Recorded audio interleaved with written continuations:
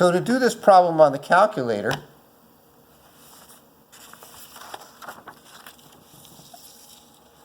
with our data, we can do it on the calculator by going to Stat, Tests, and now we're going to go down to the second one, t-test. If we knew the population standard deviation, we would use the z-test, number one, but you never really know that, so we're always going to use the t-test for this. So I'm going to hit enter on t-test. In this case, we happen to know the statistics. We're going to talk about what you would do if you had the data later. But in this case, we're going to do the statistics. So I'm going to hit enter on that. And then it'll give us the menu that'll prompt us for the various statistics. The mu sub 0 or mu naught, that's what's hypothesized. In this case, that's what we're comparing the national average to. And that's going to be the 19,738. Next, the sample mean was the mean in our sample. That's the 18,032. Next, the standard deviation, and that's the standard deviation in our sample. That's the 10,332. And next is the N. We had 30 schools, we're saying, so that's that. And then next, you have to choose your hypothesis. And then, of course, there's the three hypotheses you could choose. On the left is the mu. And it's saying, is it either not equal to the hypothesized value, less than or greater than? In this case, because I said is not, it is the not equals. And often it's good to do the not equal alternative, but certainly not always. You kind of get it from each question. If they said is more, then is the tuition more than UNCA's? I'd go to the greater than alternative. If the question is there evidence that the mean tuition is less than UNCA's? I'd go to the less than alternative.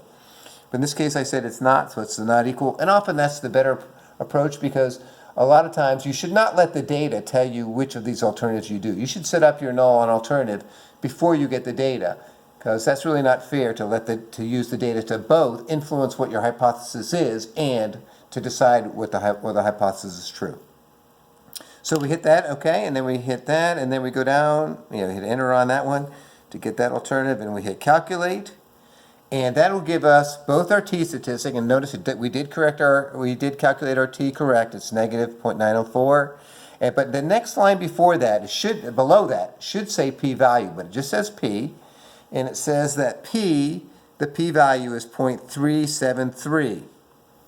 So let's write that down.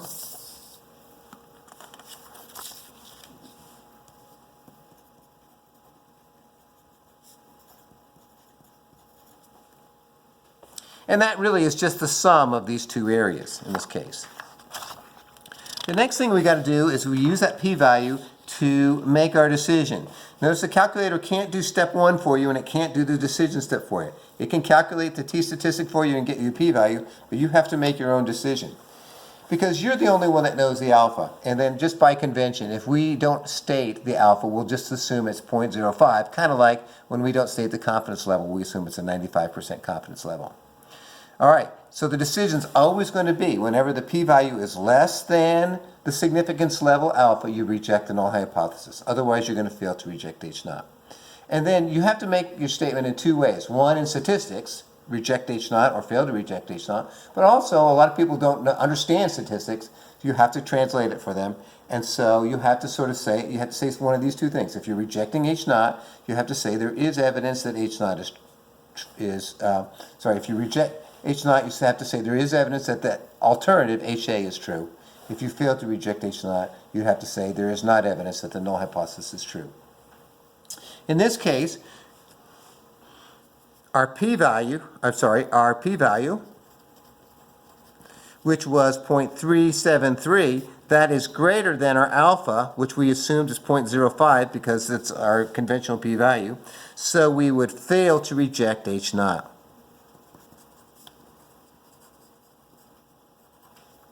And then our statement would say, there is not evidence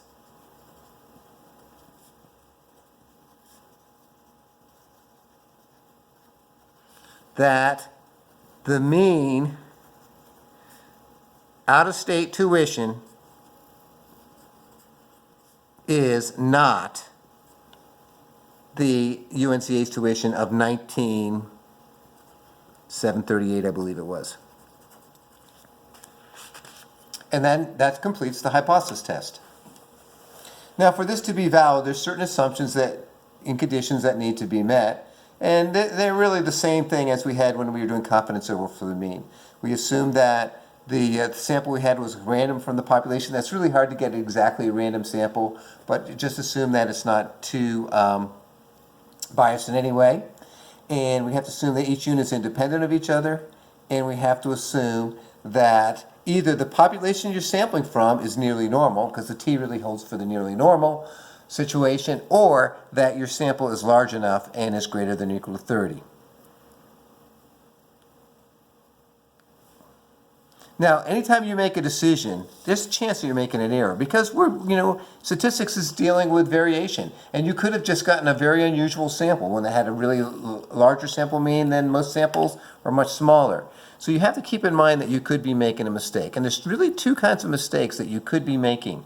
You could be making a type 1 error. Type 1 error is when you reject H naught when the null is really true. Or the symbol we use that is alpha. The other mistake that you could be making is a type 2 error, that you fail to reject null hypothesis when H naught is really false. And we refer to that as beta. The thing about beta is really complicated because it depends on how false it is. Let's draw a picture here to kind of illustrate this. That the first picture is if H naught is true. Let's do this for our example. If H naught is really true, the real mean is at 19,738. So the average X bar is going to be on that. So this is going to be the X bar kind of thing. That's if null hypothesis is true. And our alpha is the sum of these two areas here. There's two ways you could reject. Use 0.025. Well, if the real tuition was a lot less, then the 19,738 would be much more over in the tail.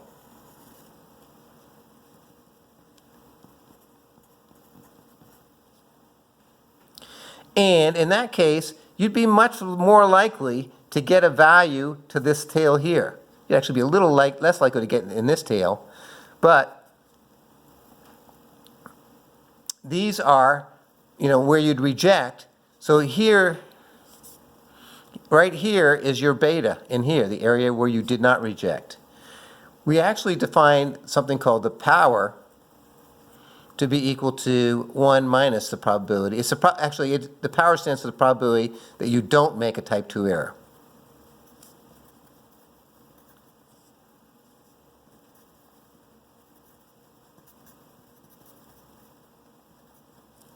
And the power is therefore equal to 1 minus the beta. So a lot of times we think about things more positively. Well, the book has a lot of discussion of this, especially in section 8.1. That's why I kind of want you to read 8.1. But let's just say in this class, because we're kind of time constraints and complication in communication, we are just not going to calculate the beta. And the beta depends on depends on what the true mean is. Makes it a complicated way. There's a pretty good way to get it on the computer, but not really even getting good access to Minitab right now. So I think we're just going to have to skip going into detail about how you would actually calculate the beta. So I'm not going to ask you to calculate beta in the homework or on a quiz or test. Now, how would you do it if you had your own data set?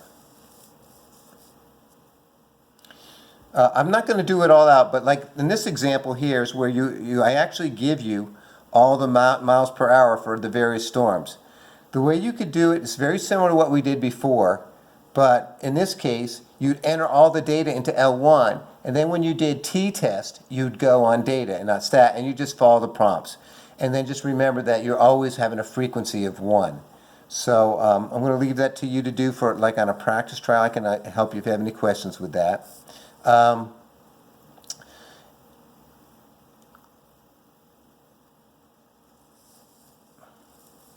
let's go back for a second to the when we were looking at the in-state tuition, where it's, we got the confidence interval for the mean in-state tuition at all public schools in the U.S. And we made a 95% confidence interval in that case. And that confidence interval was from 68.51 to 99.52. Well, what if we were to do a hypothesis test? Is there evidence of a difference between the UNCA tuition and the average at all U.S. public universities? Well, kind of answering this question, this is setting us up for a hypothesis test. Does this show, that's the same thing as saying, is this evidence that translates directly into HA? That the national average, mu, is different, not equal to, UNCA's tuition at that time, 5196. Therefore, the null would be that the mu is equal to, and you could also, well, you have to write mu equals 5196. This 5196 is our hypothesized mean that we've been writing as mu naught. Because this is a two-tailed test, if we do, and because we did a 95% confidence interval, if the 95% confidence interval matches the alpha, i.e. it's 1 minus the alpha, 0.95 or 95%, and you're doing a two-tail alternative, a not equal alternative, then in that case, you can actually determine whether you'd reject the null hypothesis or not. Because our hypothesized value, mu naught, 5196, does not fall in the confidence interval, we would actually reject the null hypothesis. That the 5196 is not a plausible value for the population mean. It's less than, we're pretty sure that it's less than the population mean. So in that case, we would have to reject H naught because the 5196 is not in the 95% confidence interval. Now, it's better to do it as a hypothesis test, but it's important to know this relationship between the hypothesis and the confidence interval. All right, so I'm going to stop there.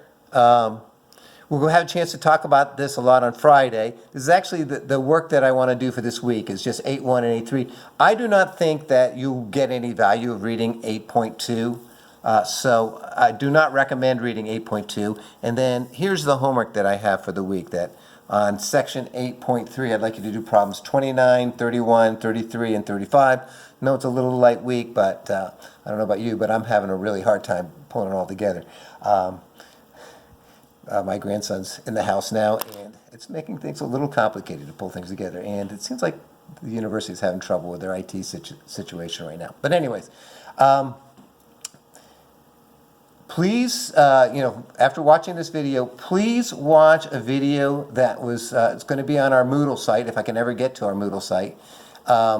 It was produced by a former student of mine, Michael Sulak, and I think he does a really good job with it. And he also does the two-tail situation, but I think you'll get some value out of that. And of course, here reading is going to be pretty important in this. Now that we're having a little harder time communicating, and we have to do it online. So, anyways, carry on, please. Everybody, be as safe as you can. That's really the important thing here. And I'll count on setting up the Google Meet. You'll get an invitation from me for a Google Meet Friday. We'll get a chance to discuss things. Hopefully, you'll be able to access these. I'm going to put on my Google Drive, and I'm going to have access, but try to give you access to that. But so my other class had some problems with that. I'm going to also try to put it on YouTube and see if that works a little better for folks. But anyways, good luck. Let me know if you're having problems. And as always, you can email when you have questions on the homework or things like that. I'm happy to try to answer that. A little overwhelmed, so it might take me a little time to get to it, but I'll do my best. So take care, everybody,